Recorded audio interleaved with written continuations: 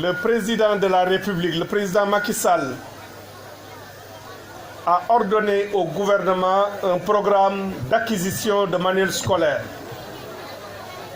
C'est ainsi que de 2014 à maintenant, comme on l'a dit tout à l'heure, c'est près de 6 millions, plus de 6 millions de manuels scolaires qui ont été acquis pour un montant global de plus de 10 milliards de francs CFA. À ces 6 millions de manuels scolaires viennent s'ajouter 1 700 000 livrets d'intégration. Lorsqu'on sait qu'après l'enseignant, le matériel didactique est le premier intrant de qualité, on mesure l'effort qui a été fait par le gouvernement du Sénégal pour améliorer la qualité des enseignements-apprentissages et préciser que ces manuels scolaires ont été mis gratuitement à la disposition des élèves et des familles. Mais dans le cadre de cette nouvelle politique du manuel scolaire et du matériel didactique, il y a aussi le volet gouvernance et accès équitable à l'éducation qui a été touché. Et ces volets nous ont amenés à avoir un dispositif d'évaluation des manuels par le niveau déconcentré, c'est-à-dire par les inspections d'académie et les inspections de l'éducation et de la formation. Ce dispositif a privilégié aussi l'édition nationale. Si en 2014, lors du premier appel d'offres, près de 85% des marchés avaient été gagnés par les éditeurs nationaux, nous avons élaboré une politique de renforcement des capacités des éditeurs nationaux, en même temps que dans les dossiers d'appel d'offres, on avait introduit une préférence communautaire ou nationale de 15%.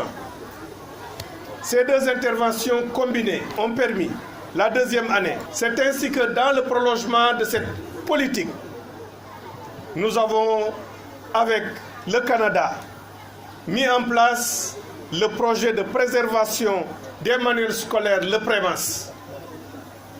Projet qui permet de répondre à l'objectif d'amélioration de la qualité des enseignements-apprentissages, mais projet, comme vous l'avez vu, qui a permis pour la première région d'intervention, la région de Kaolack, de permettre à 40 jeunes filles et jeunes hommes, jeunes garçons, de créer leur micro-entreprise en réparation de manuels. Pour la première année d'intervention à Kaolack, c'est 27 336 manuels qui ont été réparés. Et ces 27 336 manuels, à raison de 500 francs par manuel, ont permis à ces réparateurs et réparatrices d'avoir des revenus de près de 17 700 000 francs CFA pour la première année seulement. Lorsque nous aurons en vitesse de croisière, aussi bien à Kaolack qu'ici à Thiès, où il est prévu de recruter sur une base transparente et compétitive 62 réparateurs et réparatrices de manuels, vous vous rendrez compte que donc j'ai raison de dire que l'éducation est en même temps un facteur de développement, parce que l'éducation peut conduire par les marchés qui en dérivent la création de richesses au niveau des entreprises et au niveau des populations. C'est la raison pour laquelle ce projet est novateur.